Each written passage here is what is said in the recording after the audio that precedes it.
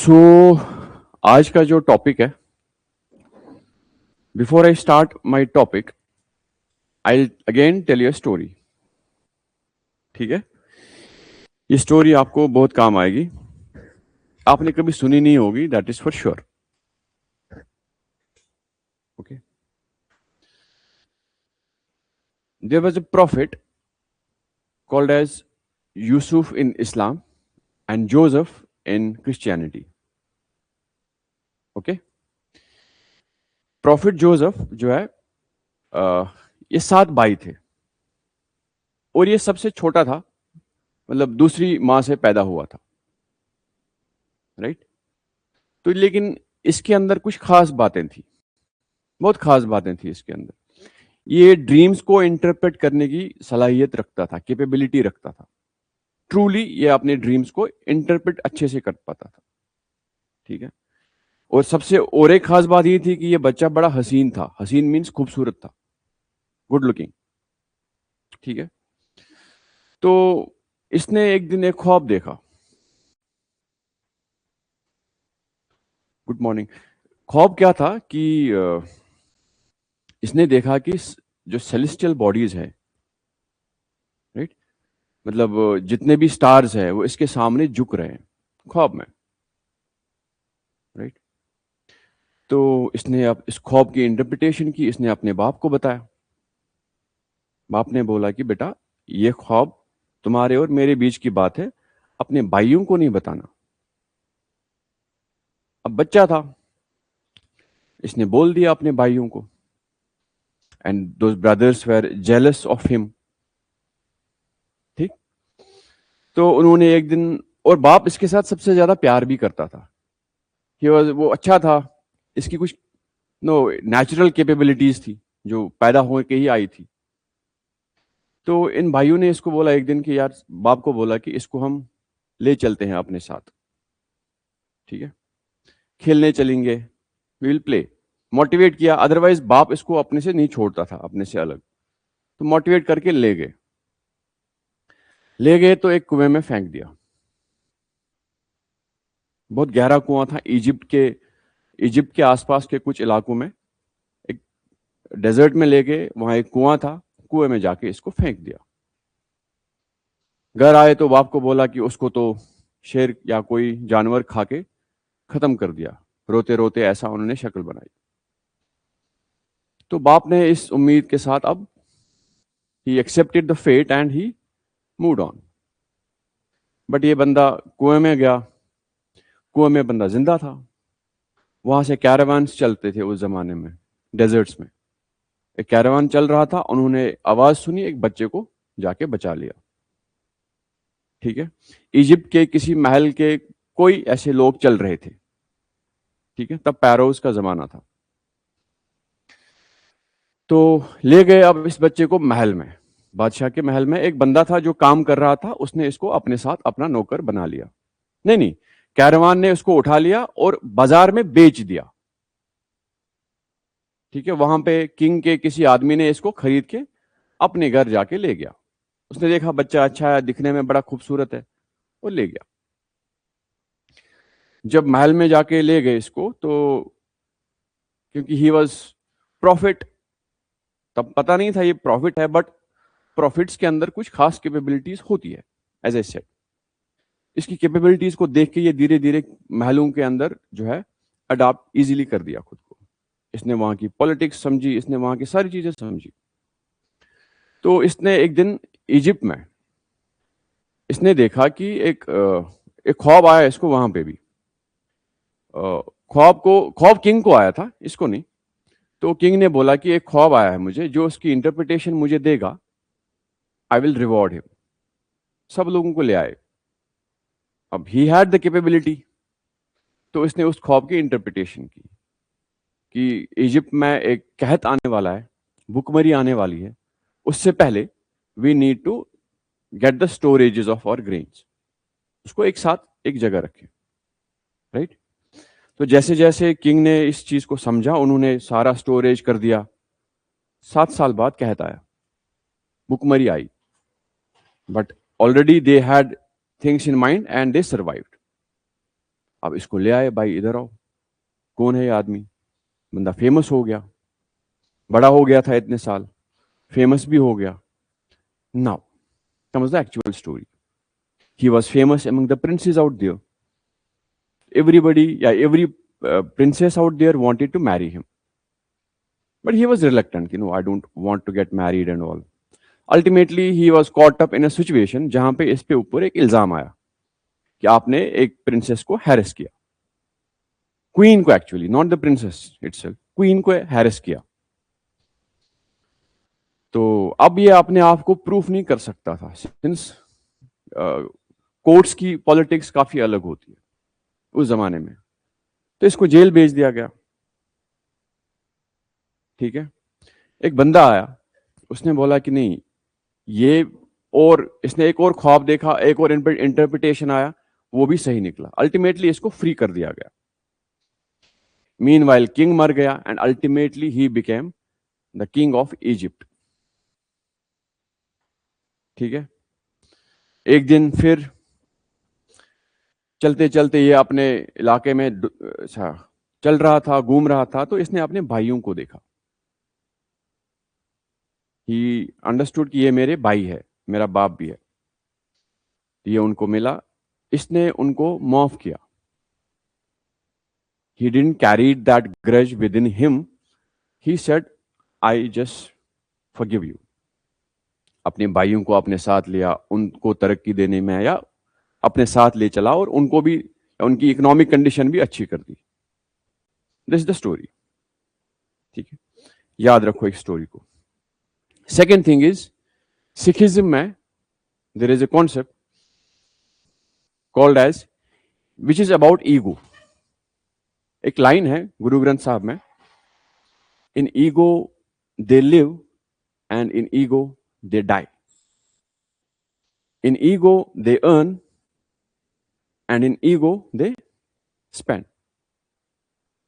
In ego they come and in ego they go.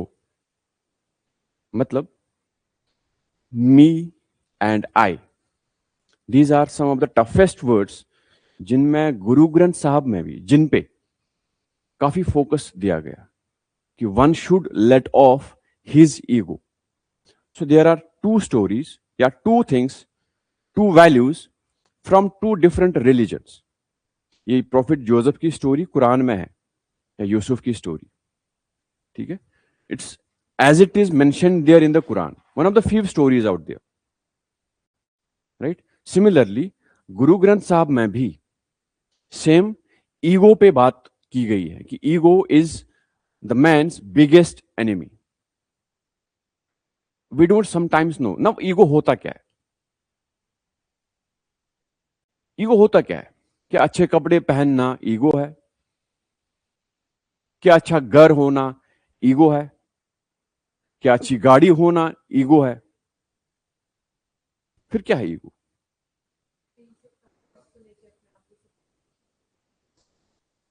No,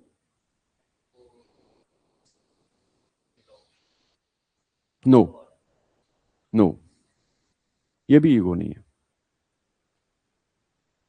समझना बात को. ठीक है. A guy came to prophet Mohammed, said कि what is ego. Understand the fact. मैं यहां पे टीचिंग्स या आइडिया समझा रहा हूं आपको. ठीक है. It's there in the religion and it's described out there, so that's why I'm telling you. A guy came to Prophet and said, what's ego? Same बात. क्या अच्छे कपड़े पहनना ईगो है? He said no. अच्छा खाना खाना ईगो? He said no. अच्छा घर होना ईगो है? He said no. अच्छी गाड़ी होना? He said actually God likes people who wear good clothes, who have the money and they spend it on themselves. ना अच्छे घर ले लेंगे, अच्छी गाड़ी ले लेंगे, ये ऊपर वाले गॉड को पसंद है. Right? He said, what is ego then? He said, he answered actually, कि अगर आपको पता है you are wrong, if I know I am wrong and I'm not accepting the fact in the argument that I am wrong, since I know I am wrong, मैंने कोई गलती की है और मैं उस गलती को एक्सेप्ट करने से मना कर रहा हूं, that is the ego. Right? बात समझ में आ रही है? अल्लामा इकबाल ने कहा है, अल्लामा इकबाल समझते हो ना, ही वॉज अ शायर, ठीक है? खुदी को कर बुलंद इतना कि हर तकदीर से पहले खुदा बंदे से खुद पूछे, बता तेरी रजा क्या है। खुदी मीन्स व्हाट? मैं, मतलब इट्स नॉट मैं in the form of ego, it's मैं in the form of submission. Submission में खुद को इतना बुलंद कर कि God will ask you himself कि bro what do you need, I am ready to give. So in all the discussion out here the main point is ego, right?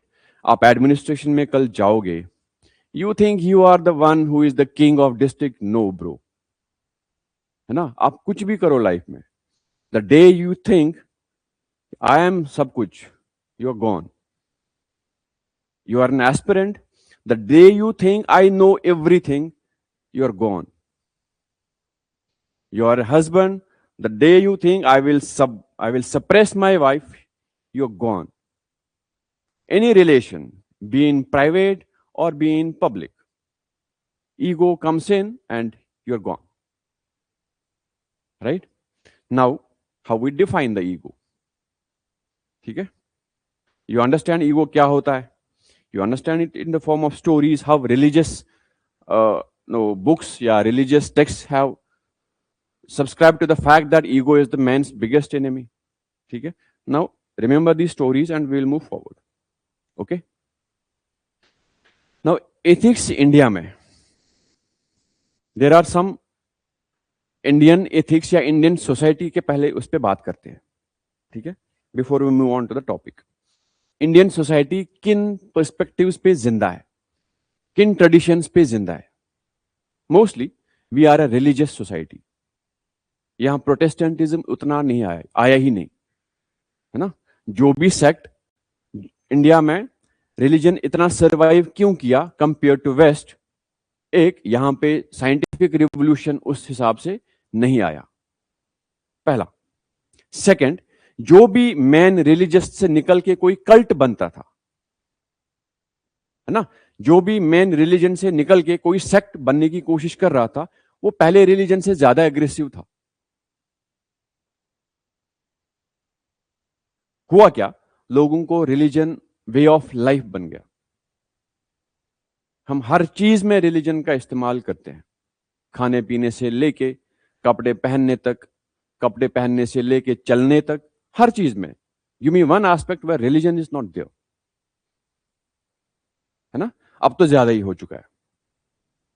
Which is right which is wrong we don't know, but this is just description of our society, ठीक है? Now come to the point, हमारी society इन religious values पे जिंदा है। उसमें क्या है? डिस्क्रिमिनेशन। हिंदू सोसाइटी की बात करते हैं, फिर अलग अलग हम सोसाइटीज की बात करते हैं। Discrimination, the basic idea of society, या इंटरडिपेंडेंस उसको कह दो।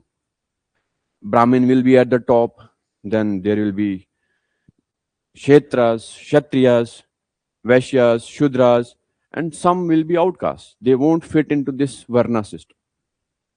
Now, there will be interdependence, caste panchayats, relations, marriage, everything will be guided by this Varna system. And our society was surviving on it. धीरे धीरे हमारा culture बन गया। You getting my point? कोई भी इस वर्ना सिस्टम से बाहर जा ही नहीं सकता था। If somebody is born in a Kshatriya caste, he will die as a Kshatriya. There is no इसमें कोई गुंजाइश ही नहीं है कि वो इस वर्ना से बाहर निकले। Ultimately we just all accepted the fact कि ठीक है, फाइन। ऐसा नहीं है कि हर कोई अपनी इससे खुश है, बट ठीक है ना, it just guides us, that's how we accepted the fact, ठीक है? तो धीरे धीरे हमारे वैल्यू सिस्टम भी उसी हिसाब से बढ़ना शुरू हो गया, राइट? तो ये एक चीज। Second, then the text, religious text, the ethics out there. Mahabharat में जो ethical, you are a new student, Mahabharat में जो रिलीजियस एथिक्स हमको समझाया गया कि किस तरीके से सही और गलत आपस में लड़ सकते हैं, सही को एस्टैब्लिश करने के लिए आपको युद्ध करना पड़ेगा, है ना। तो धीरे धीरे हमने वो वैल्यूज इम्बाइब किए, हमारी एक सोसाइटी बन गई, ठीक है, जो मोस्टली रिलीजियस ही है। एक coming to the Muslim society, same, हर चीज में रिलीजन होगा, खाने पीने से लेके चलने तक, हर एस्पेक्ट में रिलीजन को देखेंगे, या any other aspect you see out there are differences on the basis of religion as well. You can see themselves. A guy walking out there having a cap on his head and a white kurta pajama, a beard, we identify the guy is a Muslim.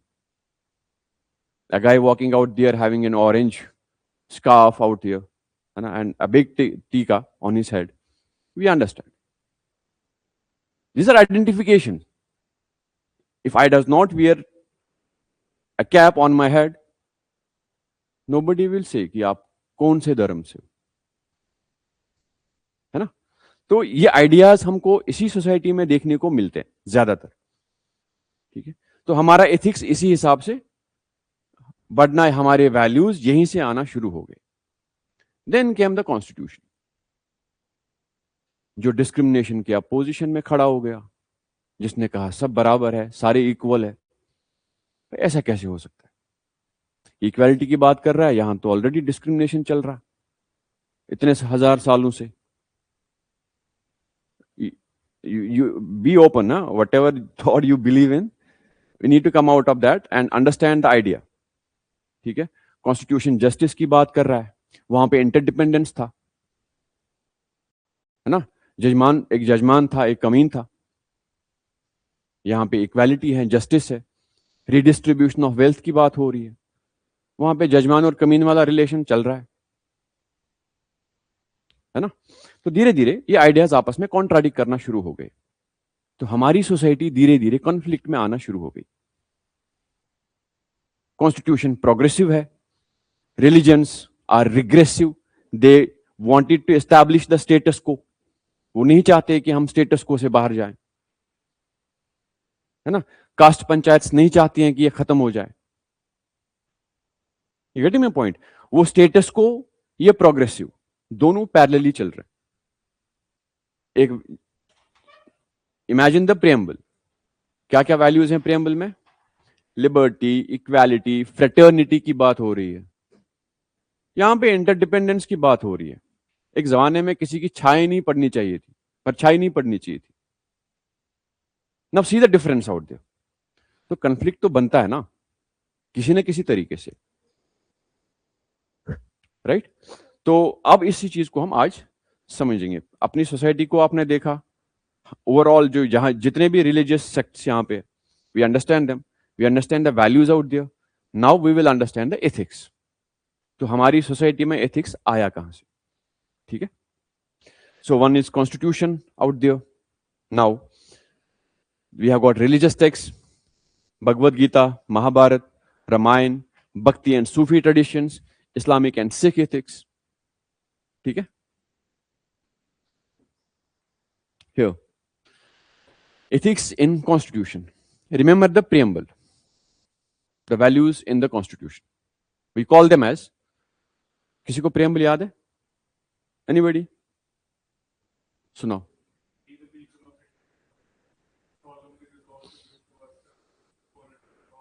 रहने दो, तुम बताओ।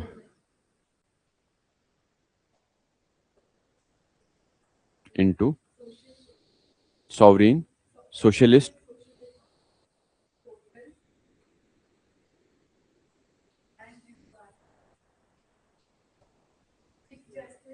socio-economic, political, liberty of thought, belief, faith and expression and worship,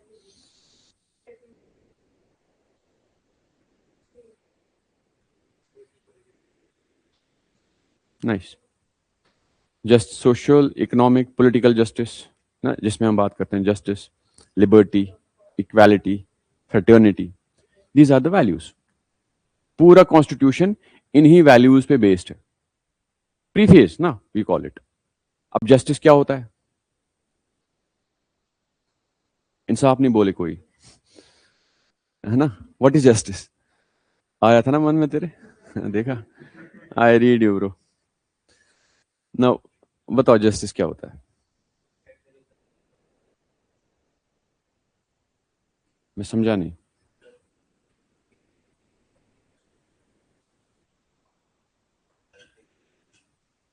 how is it justice?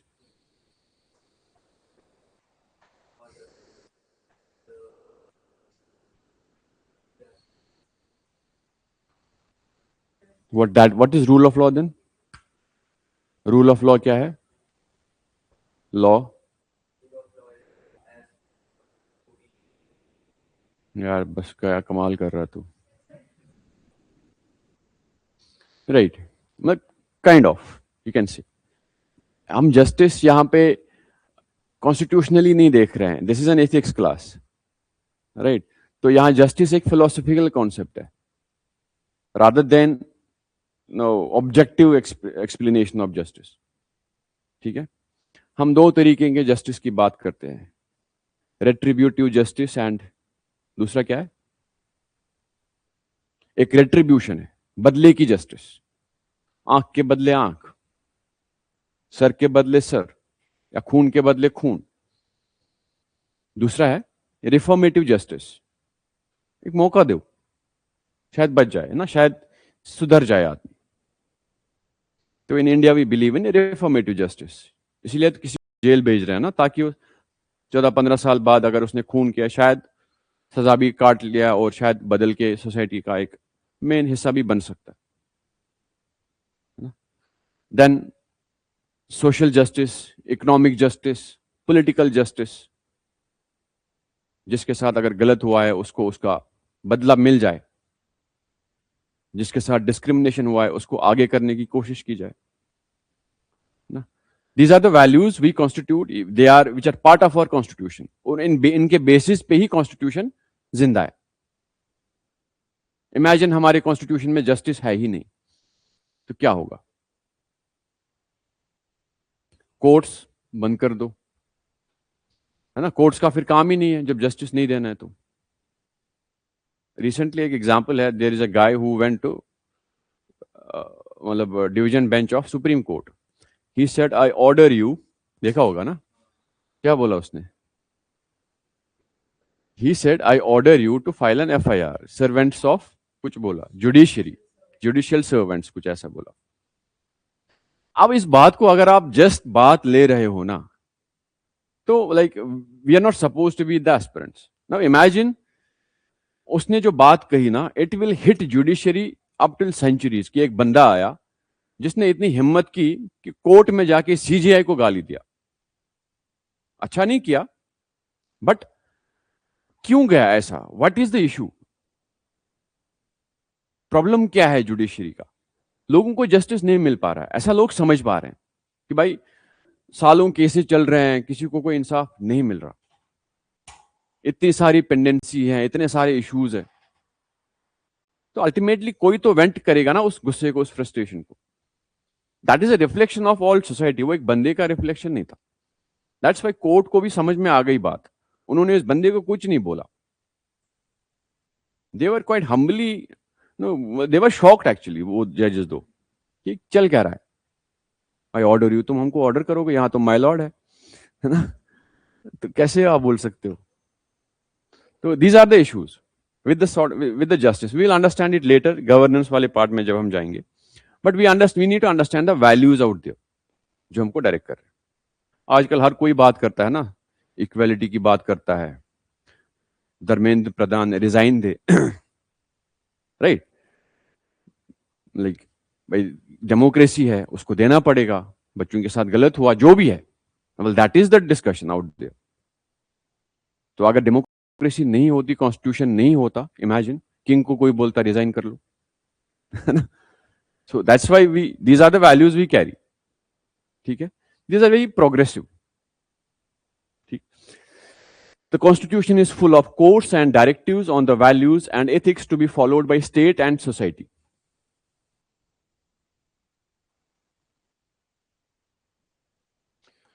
The preamble, fundamental duties, fundamental rights, DPSP, other articles teach various values like equality, justice, fairness, rule of law. Anybody having like idea about the rule of law क्या होता है?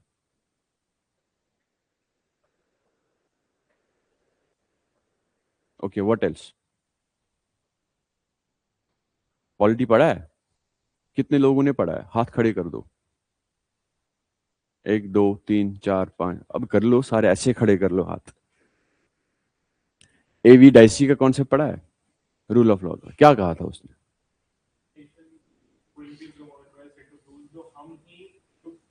और उसके अलावा बता।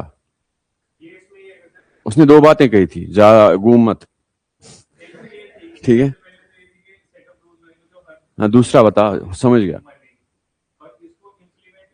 रहने दे भाई, तुक्के मारता है ना, तो हर बात पे ये ऐसा गैस मार रहा है। ठीक है फिर रहने दे, चुप रहे। ठीक है, अब मैं बताता हूँ, जोक बताऊं सबको, इन्होंने नहीं सुना है। Let me tell them. नहीं, देयर वाज अ गर्ल। ठीक है, there was a girl who got married. Before marriage उसको उसकी माँ ने बोला कि बेटा तू बात मत किया कर, है ना? तेरे मुंह से बातें अच्छी नहीं लगती ना, you don't speak words, you don't say right things, you keep quiet, now you are getting married. She said okay. Now the day she got married she went in her husband's home. तो अब सब बैठे हैं शाम को, बोले बेटा तू चुप क्यों है, बात कर। बोले मुझे मेरी माँ ने कहा है बात मत कर तू। बोले यार ये अपना घर है तेरा, बात कर। बोले ठीक है। तो इतने में ये सोच में चली गई। बोले क्या सोच रहे हो? बोले मैं सोच रही हूँ कि अगर मेरा हस्बैंड मर गया तो मैं इससे शादी करूंगी, ये मर गया तो इससे शादी करूंगी। तो फिर माँ ने बोला भाई, उसके जो भी वहां लोग थे, कि तेरी माँ ने सही बोला है, तू चुप ही रह।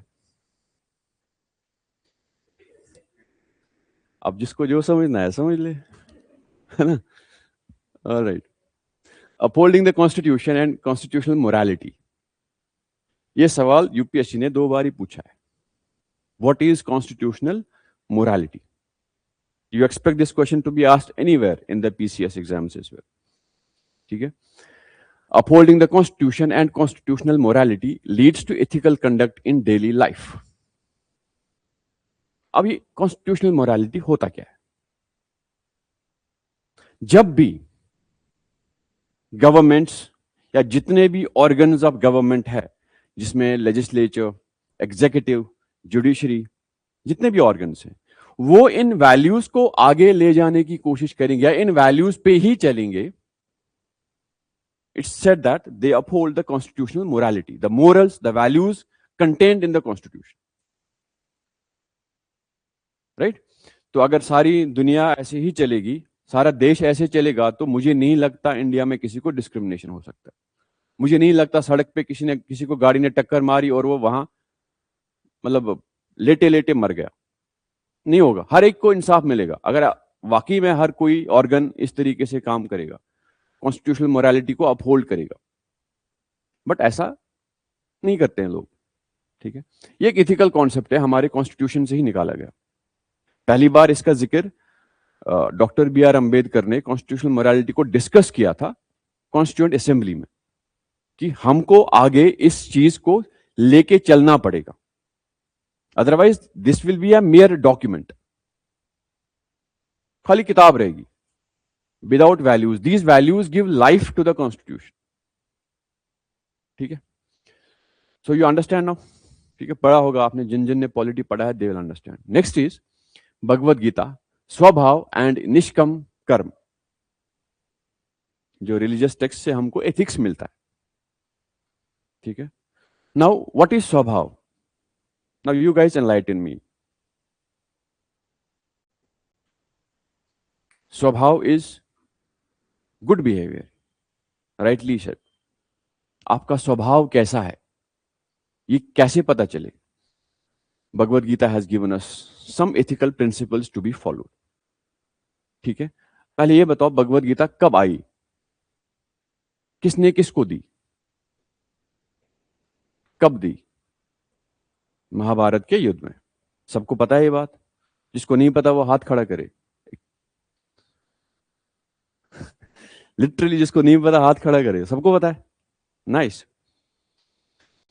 नाउ इसका इसका मतलब समझाओ। आत्मानी प्रतिकूलानी परेशम न समाचरे, व्हाट डज इट मीन? एक श्लोक है उसका, भगवद गीता से उठाया है।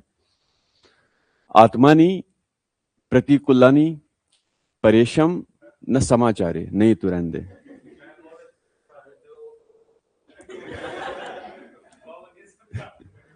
A principle from Bhagavad Gita, meaning we should not do anything which is a deviation from our intrinsic humaneness. We are intrinsically humane. हमारे अंदर human qualities intrinsic है. हमारा soul, as I said, in ethical dilemma, in ethical, क्या बोला मैंने कल? Yes, no, body is not always. Yes. So since we are intrinsically right, humane, we try to do right things, या tend to do right things. इसको बरकरार रखना है. That is स्वभाव. Right? जिसको हम स्वभाव कहते हैं. अब स्वभाव को कैसे डिफाइन करें? That's how it is defined. ठीक है? अभी हम पढ़ते क्यों हैं? कभी सोचा आपने? अभी कितनी क्लासेस हुई? 5 क्लासेस हुई ना? 5-6 क्लासेस हुई. Why do we study all these religions? We are studying ethics. ठीक है? एथिक्स की फिलोसफीज, एथिक्स आया कहां से, रिलीजियस एथिक्स क्या होता है, ये कल को आप सवाल में लिखना है. It's not there written on the board. I am telling you with all authority, मैंने खुद हजारों बारी आंसर्स में भगवद गीता के कोट्स लिखे हैं. ठीक है? And I definitely got reward for them. Mahabharat के वो कैरेक्टर्स उठाए हैं एसेज में, एथिक्स के आंसर्स में, एंड इट डेफिनेटली हेल्प्स. ठीक है? तो स्वभाव समझे आप, राइट? अगर आपको किसी को समझाना है, एक पर्सपेक्टिव देना है, तो स्वभाव is one of the perspective. Ethics का रोल क्या है, आया कहां से, तो वह स्वभाव, ये हमारा इंट्रिंसिक क्वालिटी है. कहां से? भगवद गीता ने बताया. That authenticates your argument, validates your argument, right?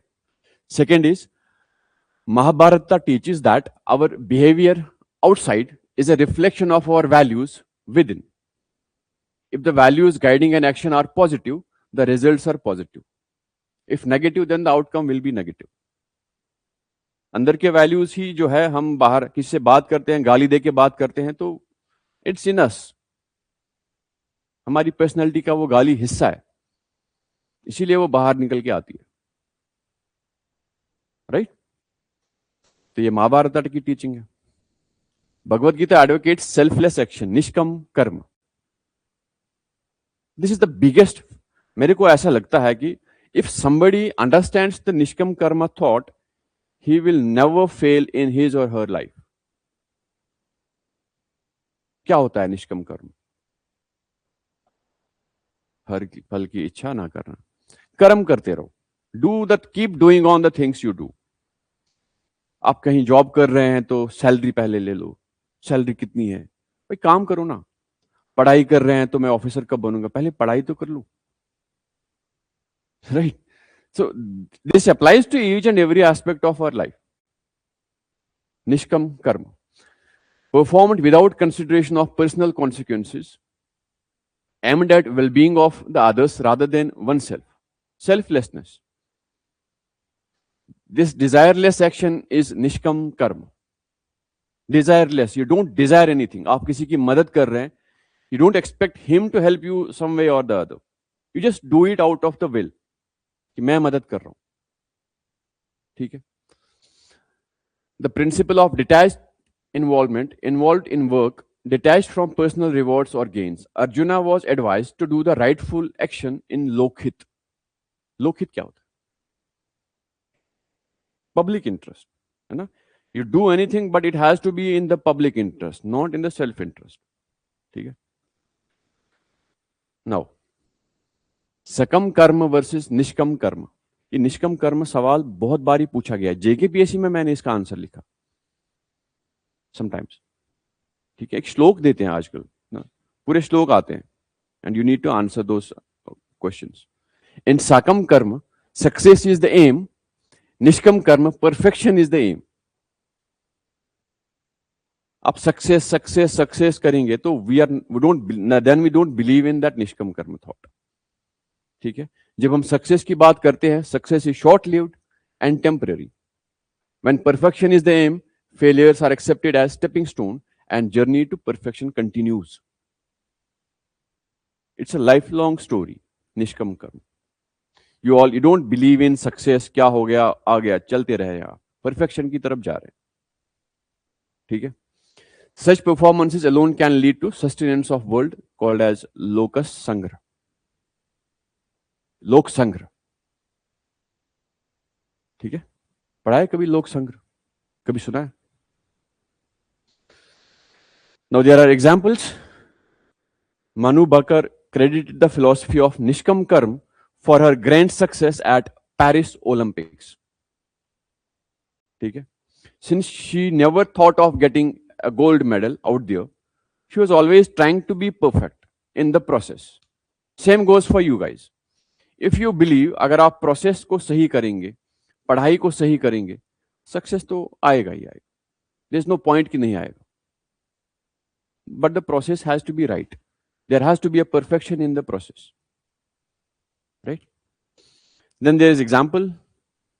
Madhya Pradesh CM credited 1551 crore directly into the bank accounts of इतने crore women under the Ladli Behna scheme, reflecting लोकहित. स्कीम सही है, गलत है, रेवड़ी है, क्या है, वी डोंट केयर. लोगों को पैसा मिला. Anybody from Punjab here? Any girl?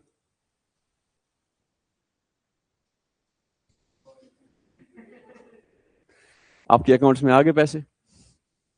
सबको मिले? क्या है, क्यों नहीं मिले? Why didn't you get? Punjab ने तो सबको पैसे दिया ना अंडर द स्कीम. आपने नहीं किया था. Anybody who has enrolled and she got the money? Nice. लोकहित की बात है, सही गलत छोड़ दो. It's in the public interest ना. किसी ने अपने जेब में तो नहीं रखे ना, चीफ मिनिस्टर ने सबको दिए, तो ले लो आप भी.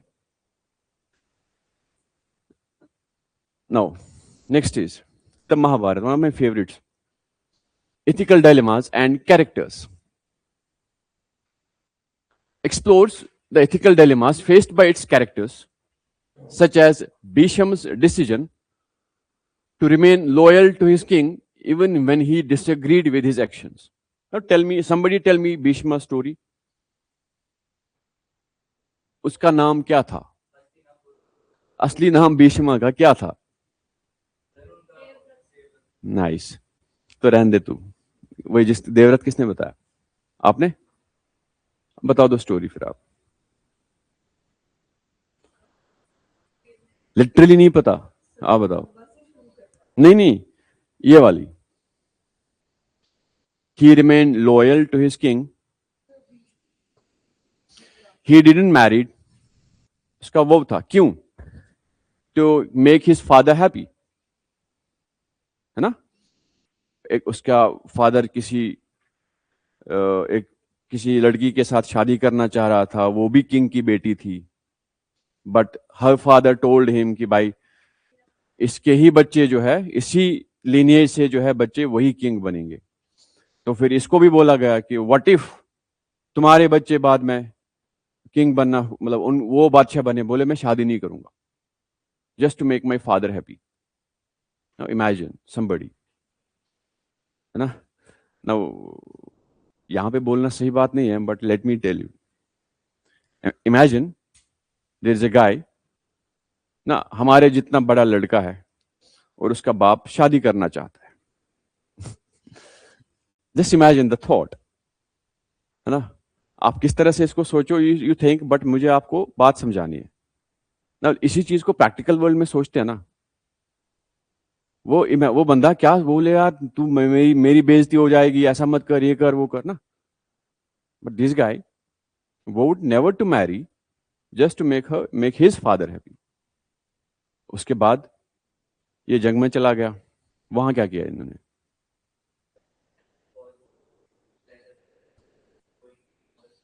वाई?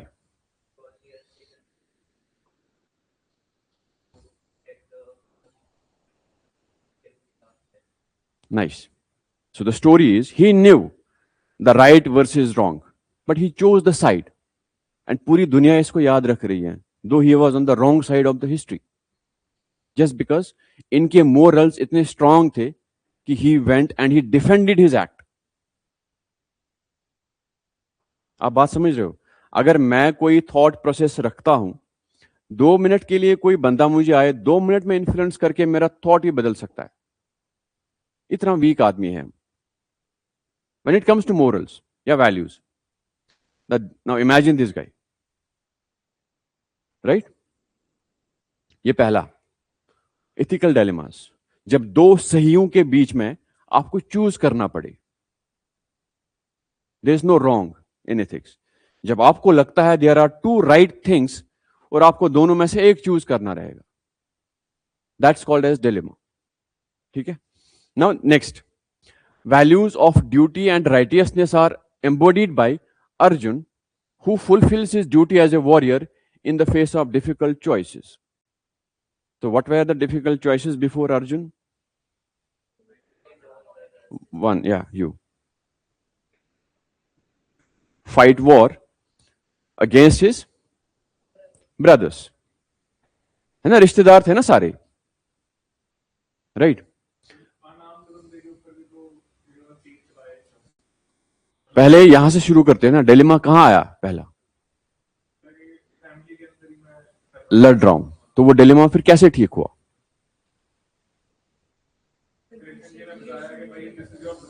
एग्जैक्टली.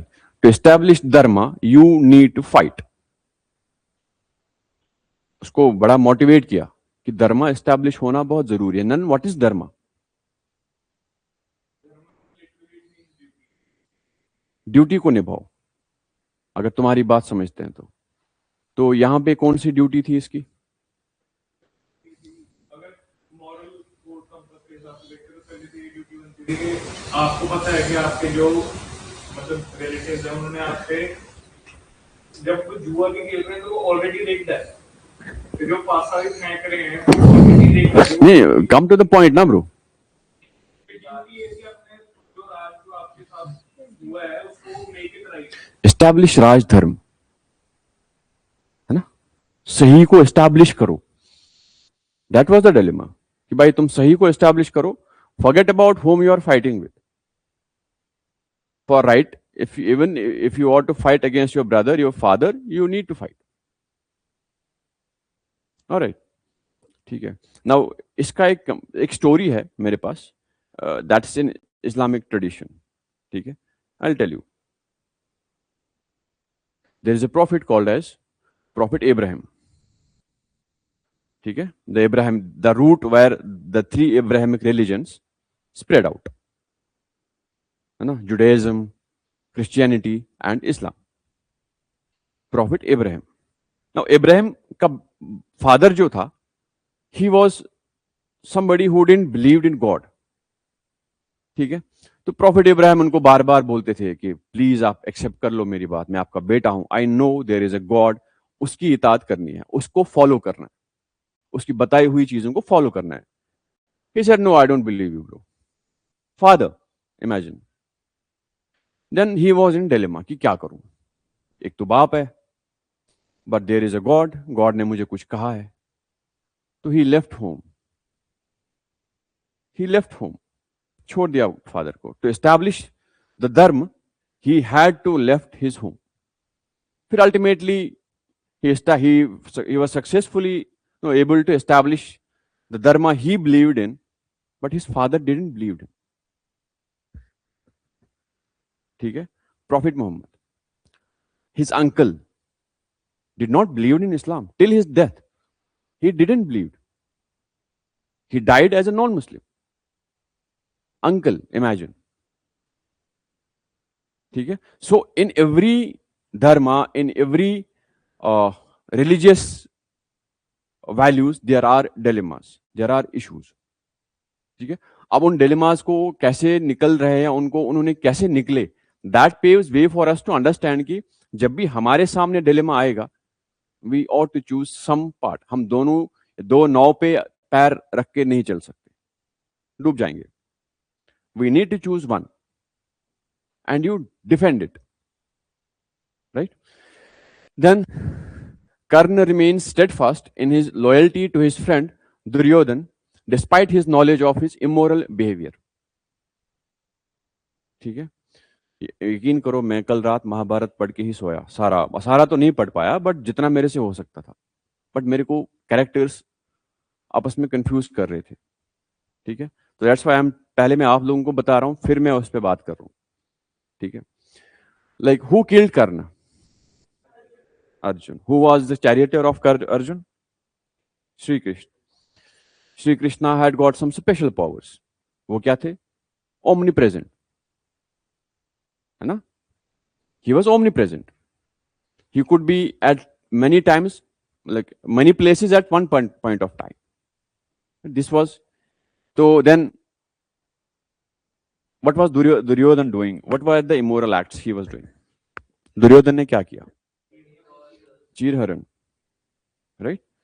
तो चीरहरण के टाइम पे Krishna ji came in, protected Draupadi, right? Then but the guy was duty bound to protect his friend, right? Explores the theme of governance and leadership through Yudhishthira, a just and wise ruler despite the challenges he faced. सबसे बड़ा भाई था ना Yudhishthir, and he had established the character. उसने हर परेशानी का, हर problem का solution निकाल के आगे चला. That's called as leadership. अगर लीडरशिप पे सवाल आता है, इमेजिन द नोलान कमिटी, हमने जो 7 प्रिंसिपल्स पढ़े, लास्ट में वाला लीडरशिप. अगर लीडरशिप में एग्जांपल देनी है, you can give the example of Yudhishthir, right? Then Lord Krishna demonstrates emotional intelligence by understanding the motivations and emotions of other characters and guiding their right actions. It is said that Lord Krishna was biased towards the Pandavas. जब उसके पास 2 भाई चले गए, एक पांडवा से गया, एक कौरवा से गया, नाम मैं भूल गया, तो एक पैर के पास बैठा, एक सर के पास बैठा. तो जब उनने आंख खोली तो पहले सामने वाले को देखा, तो वहां से बाय शुरू हो गया. He felt right with Pandavas. तो फिर उनको पूरी स्टोरी में यू विल फील उनकी तरफ ज्यादा झुकाव है ना? You will feel it. Choices थी, बट उस चॉइस में यू इमेजिन, आपको मैं फौज दूंगा या मैं आपके साथ, आई विल नॉट फाइट, भाई गॉड इज विद यू, है ना? A God being a charioteer of yours, how will you lose the war?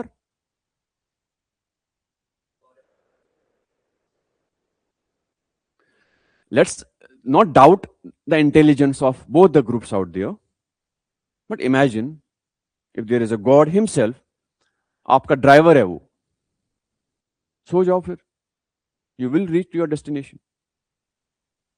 If you know that Krishna ji is my driver, what would you do? Manali जा रहे हैं आप, सो जाओ भाई, पहुंच ही जाएंगे, है ना? आइडिया है ना भाई? Now same case, he gave them choice, but एक बंदा उतावला था, वो चाह रहा था कि वो जंग जीते, उसको, उसके पास इंटेलिजेंस उतनी नहीं, उसको लगा कि यार मेरे को फौज चाहिए, I need to win the war. He was also right, वो गलत नहीं था. He was trying to be more objective, not emotional. उसकी ऑब्जेक्टिविटी नहीं, उसको मार दिया. Now imagine Krishna ji being on the Kaurava side. What would have happened? Would have they, like, क्या वो जंग हारते? कैसे?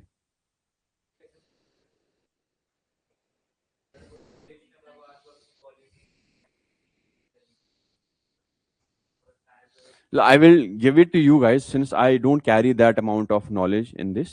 But अगर मैं एज अ थर्ड पर्सन इस चीज को समझा, तो मुझे लगता है कि देयर वॉज अ बाइस, सम सॉर्ट ऑफ बाइस टुवर्ड्स पांडवास.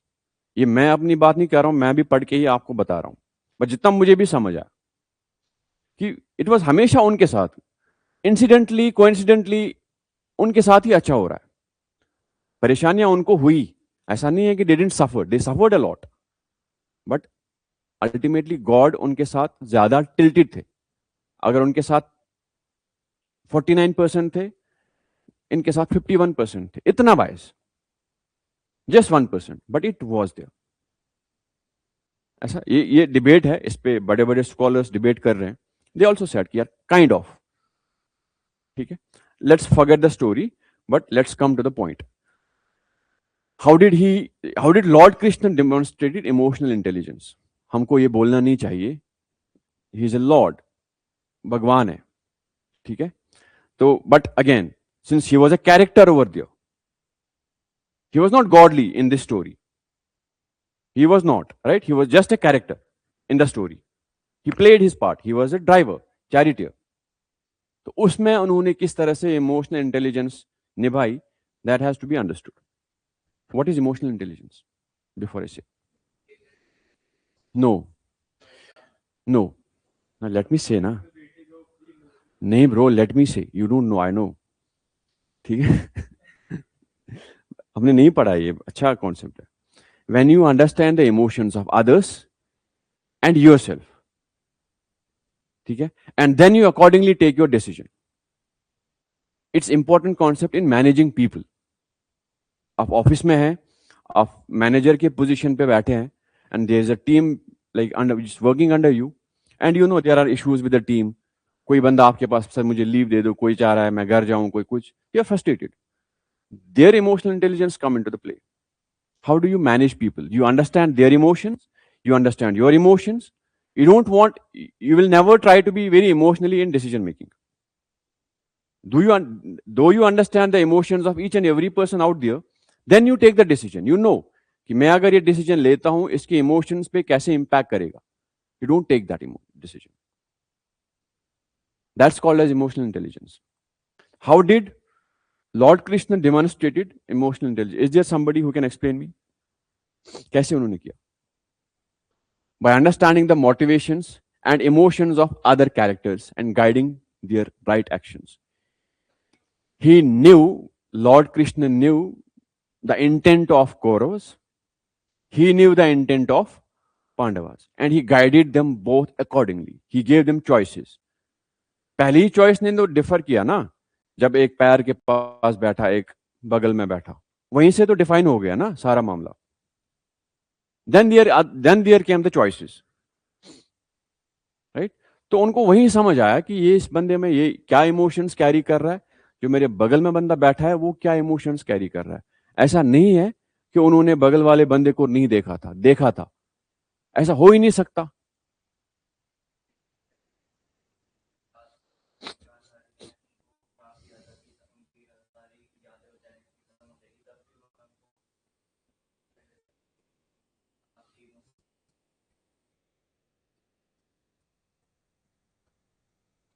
मेरा एक ही सवाल है.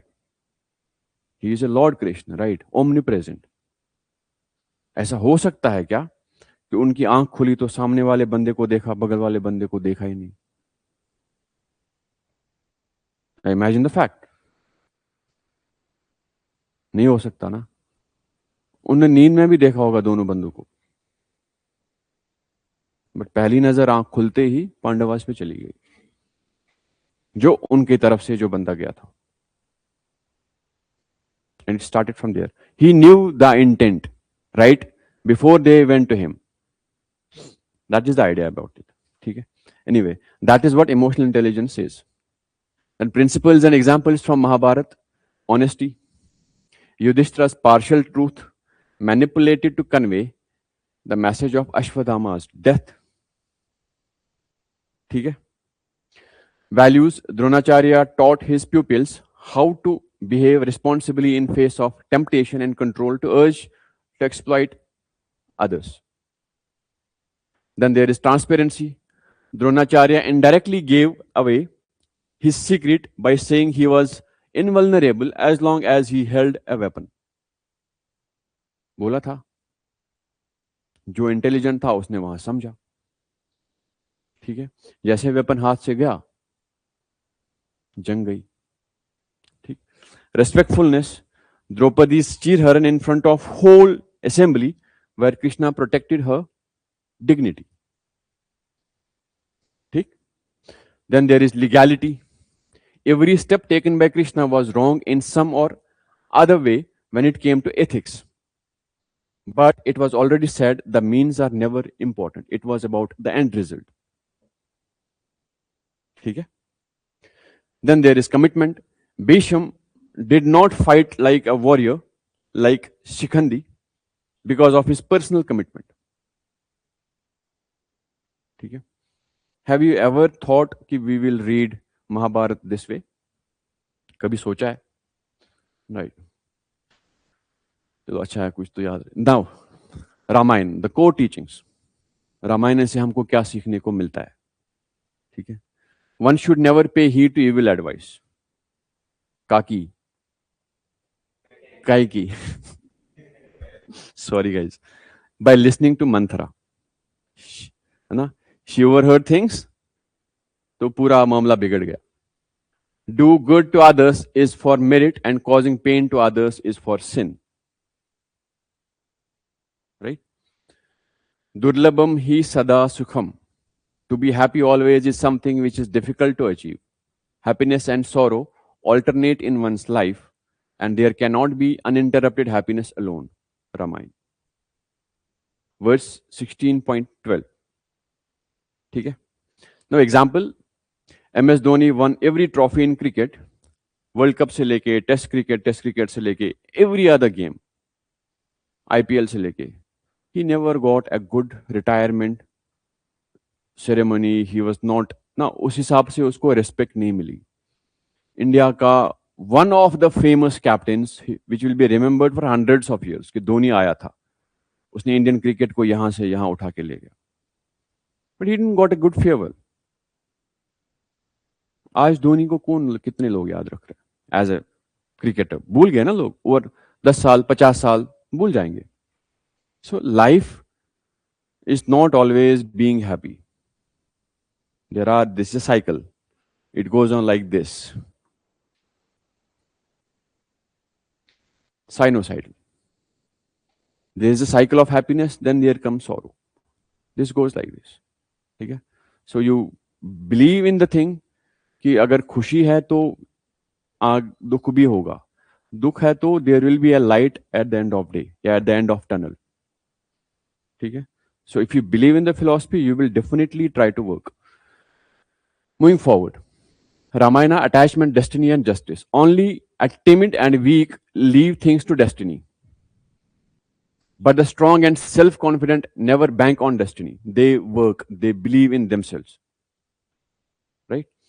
It teaches us that attachment is the root of suffering.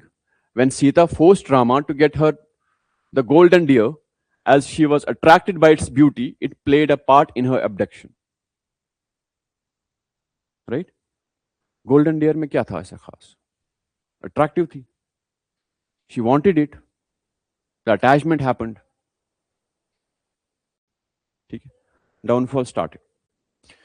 Bharat set an example for us that is not right to accept why is not justly ours. Bharat का क्या role था?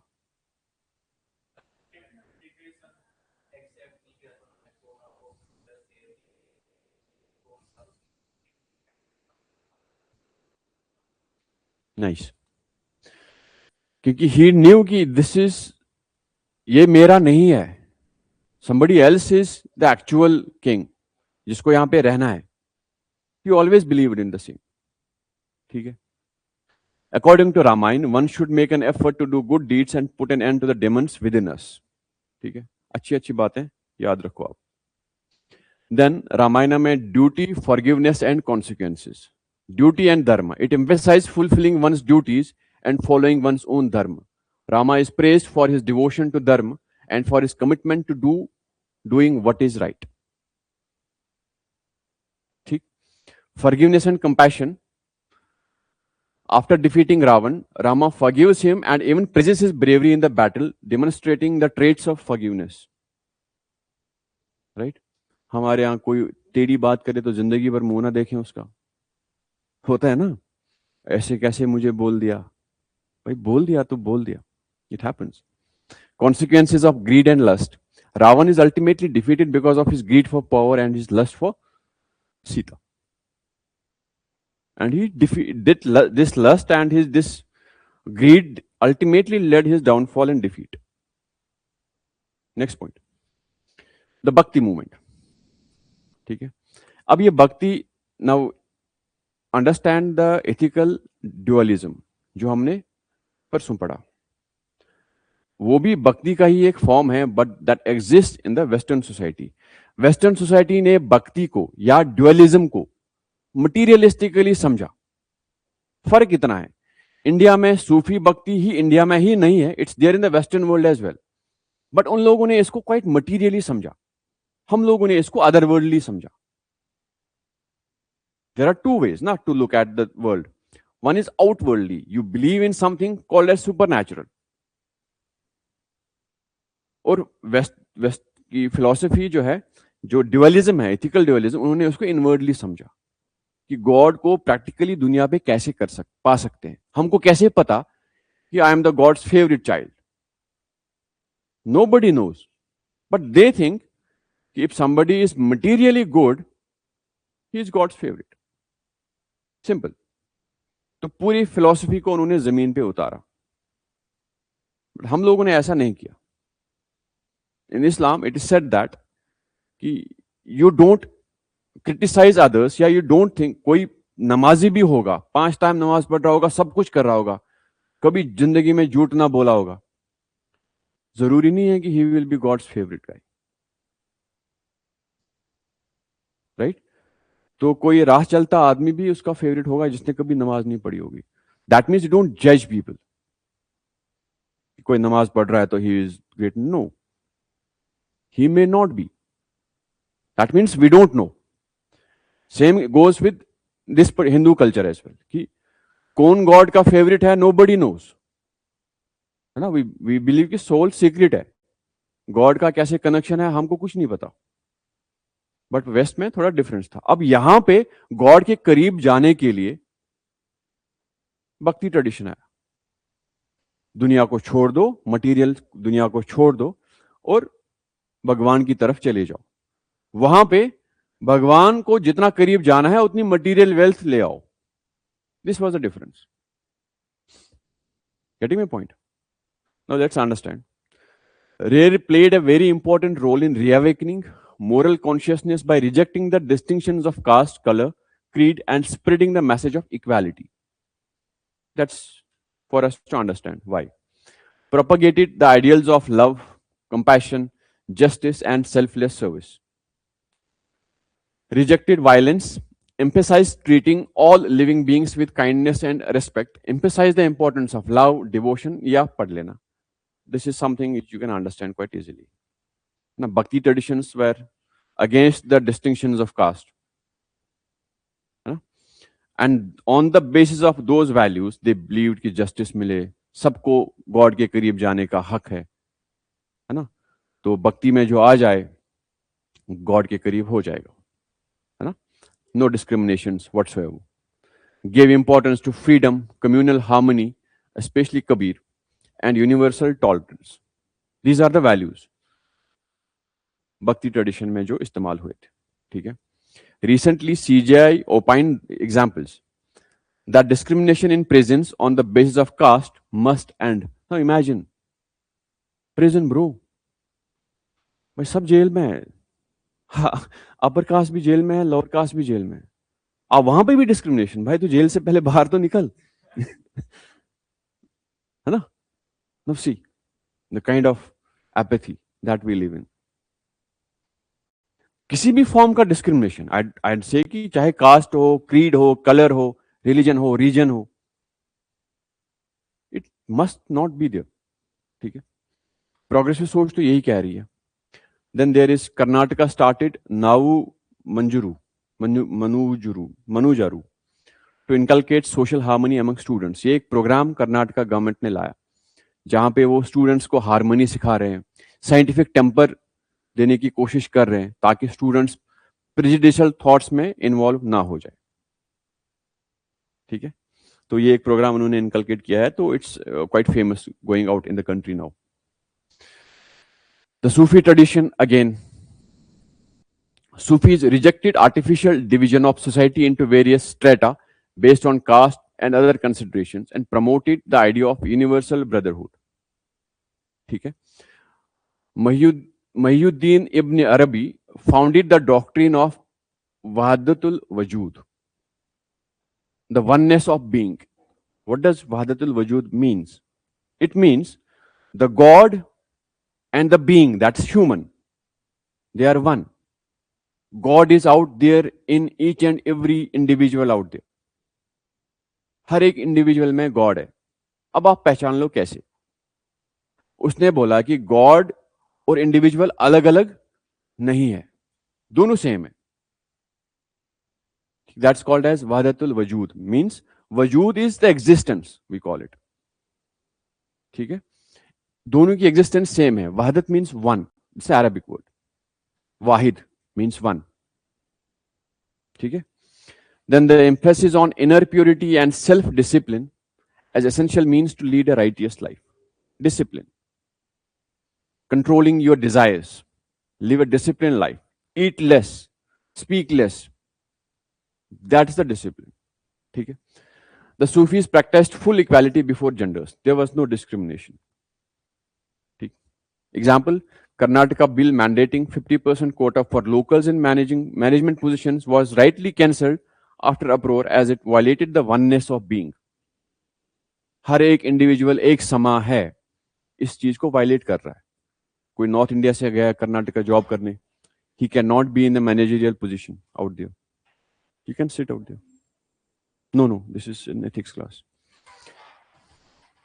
Then 25th edition of Jahan-e-Khusro festival was held in Delhi, reinforcing the teaching of spiritual harmony and collective humanism inherent to both Bhakti and Sufi philosophies.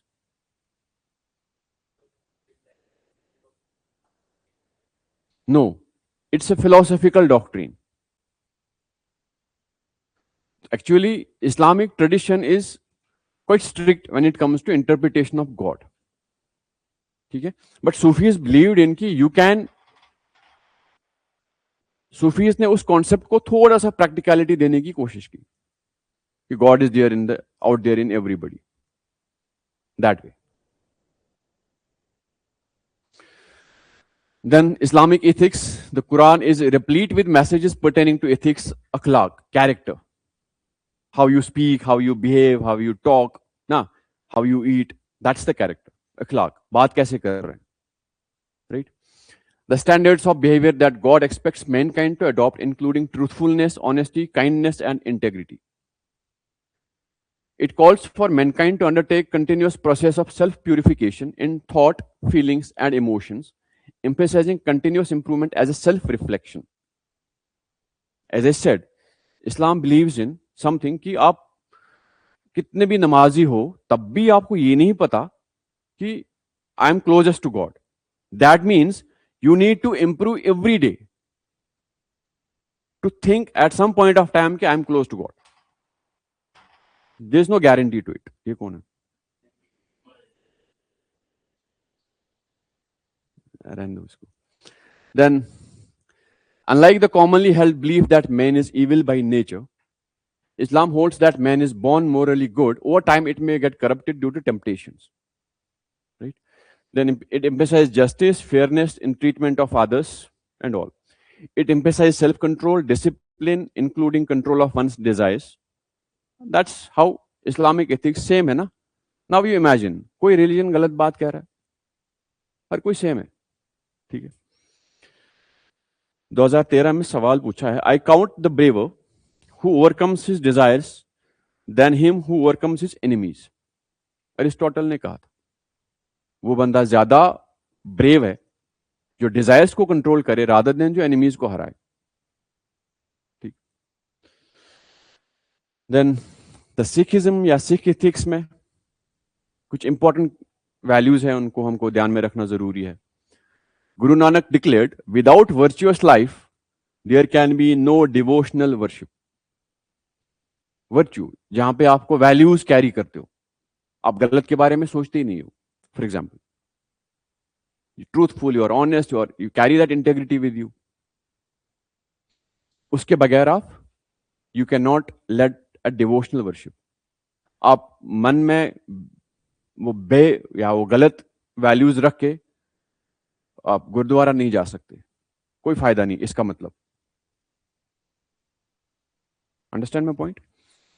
The cardinal virtues according to Guru Granth Sahib are compassion, दया, दान, charity, contentment, संतोख, non enmity and selfless service, seva, right? And the most important thing apart from these values is controlling one's ego, as I said in the beginning of the class. ठीक है?